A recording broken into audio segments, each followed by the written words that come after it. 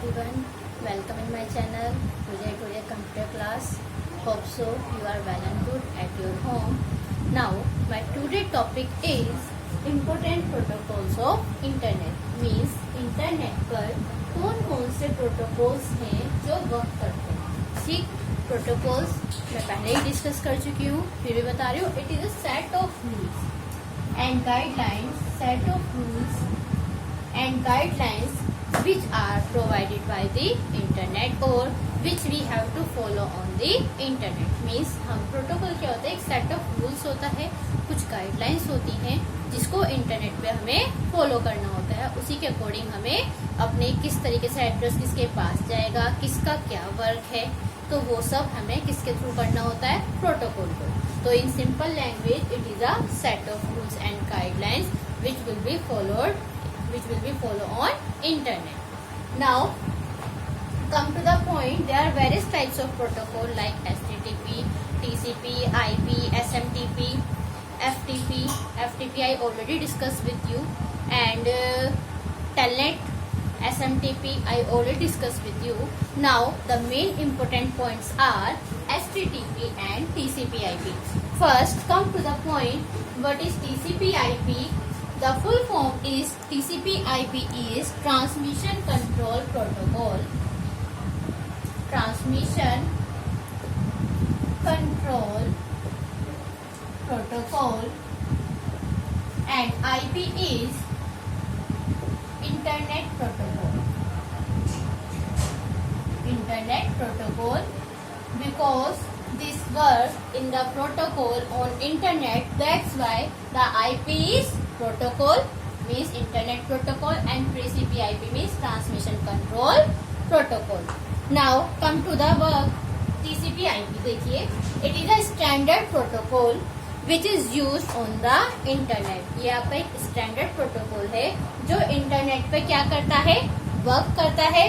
किस तरीके से करता है, this is the every data on internet. देखिए, जो भी आप इंटरनेट पर डेटा सेंड करते हैं वो सबसे पहले स्मॉल पैकेट्स की फॉर्म में क्या होता है, ब्रेक होता है. So every data on internet travels in the form of small packets. मैं ऐसा कर देती हूँ,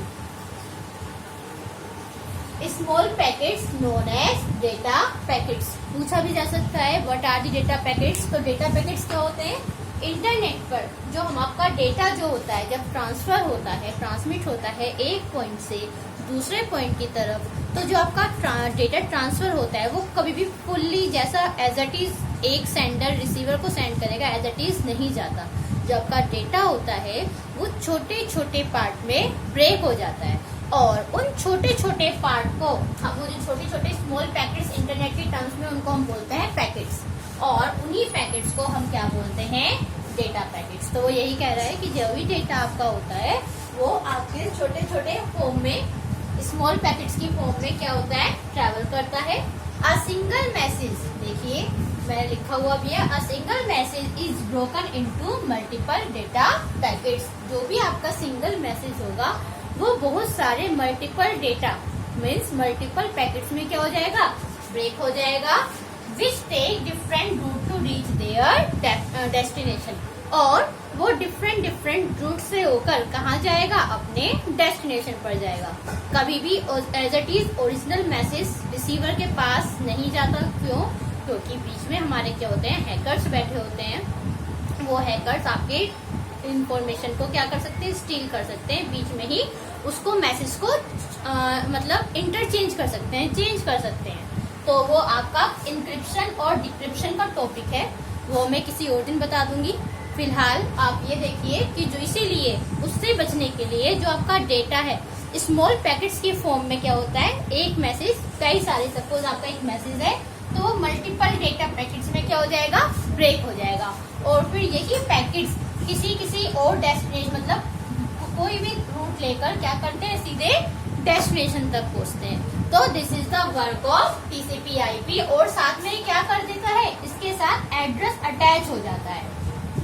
जब डेस्टिनेशन पर जाएगा तो डेस्टिनेशन पता भी तो होना चाहिए पैकेट्स को कि हमें किस डेस्टिनेशन पर जाना है. तो उस डेस्टिनेशन पर जाने के लिए उन्हें क्या पता होना चाहिए, एड्रेस. और एड्रेस किससे पता चलेगा? आईपी से।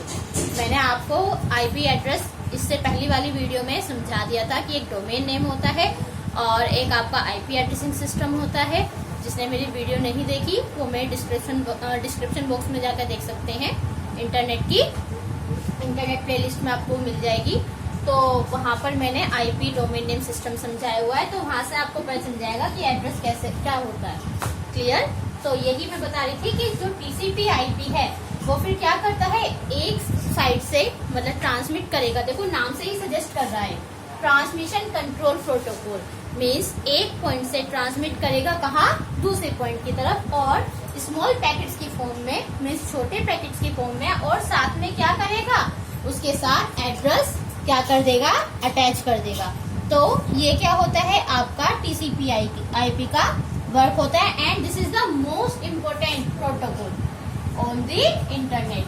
ये आपका बहुत ज्यादा इम्पोर्टेंट प्रोटोकॉल है जो इंटरनेट पे क्या करता है, मतलब यूज होता है। ठीक है? And it is a protocol suit which provide in coordination with one another. और ये क्या कराता है, कोऑर्डिनेशन प्रोवाइड कराता है एक दूसरे के साथ। ठीक है? मतलब एक पॉइंट से दूसरे पॉइंट तक जाने में जो कोऑर्डिनेशन होता है, ठीक, एड्रेस जो अटैच कराना होता है उसको क्या कराता है, ये सेंड कराता है, मीन्स एड्रेस अटैच कराता है। तो इसीलिए उनका क्या हो गया, कोऑर्डिनेशन हो गया। तो that is the work of TCP IP. इसकी फुल फॉर्म भी आ सकती है और शॉर्ट नोट भी आ सकता है। तो ये सारा वर्क टीसीपी का है, और आईपी उनको वहां तक मीन्स एड्रेस उसको पता होना चाहिए इंटरनेट प्रोटोकॉल का। That is the work of IP, और आईपी में डिटेल में बताया हुआ है already. Clear? Now the terms is HTTP. मैं फिर भी आईपी का बता देती हूँ। आईपी क्या करता है, मार्क मैसेजेस को डेस्टिनेशन तक पहुंचाता है। मार्क मैसेजेस मतलब जो पता चल चुका है कि ये मैसेज किसके पास तक जाने हैं, डेस्टिनेशन पास तक जाने हैं, और क्या उसका एड्रेस है वो टीसीपी के साथ जोड़ देता है। इसीलिए इन दोनों को एक साथ लिखा जाता है अधिकतर, टीसीपी आईपी, क्योंकि एड्रेस भी इसमें क्या होता है, इंक्लूडेड होता है कि कौन सी डेस्टिनेशन तक पहुंचना है। और टीसीपी क्या करता है, मैसेजेस को ब्रेक कर देता है मल्टीपल पार्ट्स में। Clear? Now come to the point HTTP. HTTP की फुल फॉर्म आप जानते ही हैं, फिर भी बता देती हूँ, hyper text transfer protocol. Hyper text transfer protocol, it is a standard protocol. ये आपका एक स्टैंडर्ड प्रोटोकॉल है। ठीक है? This protocol helps in communication between different web servers and its various clients. जो आपके जितने भी आपके वेब सर्वर्स हैं, थोड़ी सी सनसाइन आ रही है, मैंने बोल दिया है, फिर भी इग्नोर कर दीजिएगा सनसाइन को। तो जो भी आपके क्या करता है, ये प्रोटोकॉल हेल्प करता है कम्युनिकेशन। ठीक है? किस किस के बीच, डिफरेंट जितने भी आपके वेब सर्वर होते हैं। Server I already discuss with you that computer in which all the information are stored and the multiple computers are connected with the main computer, that is your server. तो server और client क्या होते हैं, जो हम computer use कर रहे होते हैं, दैट इज योर क्लाइंट।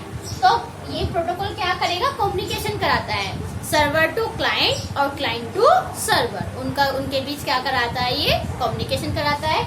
आपने एग्जाम्पल ले लेती हूँ मैं, HTTP / कोलन लगा होता है www.google.com या google.co.in, ये लिखा होता है। तो जो HTTP है, ये क्या कर रहा है, सर्वर से कम्युनिकेशन किसके पास लेकर जा रहा है, क्लाइंट के, और क्लाइंट से किसके पास लेकर जा रहा है, सर्वर के। तो ये आपका HTTP है, इसको शॉर्ट फॉर्म में लिखा भी जाता है। And it is a standard language, okay, which is used to provide the communication in the network. Clear? तो ये था आपका HTTP।